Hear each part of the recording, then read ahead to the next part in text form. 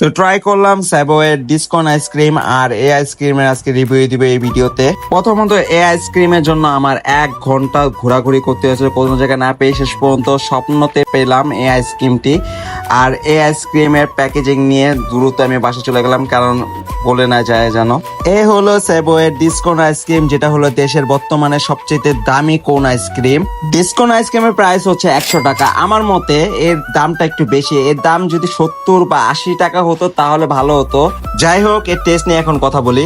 ডিসকনের উপরে লেয়ারের কথা বলতে গেলে এর টেস্ট কফি ফ্লেভার ছিল। যারা এর আগে এ নিয়ে রিভিউ দিয়েছে, অ্যাকচুয়ালি এটা সত্য ছিল যে এর টেস্ট কফি ফ্লেভার এবং ক্যারামেল মিক্স ছিল। টেস্টের কথা বলতে গেলে টেস্টটা অনেক ভালো ছিল, নট গানা লাই। আর এর ভিতরে ক্রিমও অনেক ভালো ছিল। আর আমার কোন অংশটা অনেক ভালো লেগেছে, কারণ এখানে অনেক চকলেটে ভরপুর ছিল। তো আমি মনে করি আইসক্রিমের জন্য 1 ঘন্টা ঘোরাঘুরি করা ওরতে। যদি ভিডিওটি ভালো লাগে তাহলে ফলো করুন। দেখা হচ্ছে নেক্সট ভিডিওতে।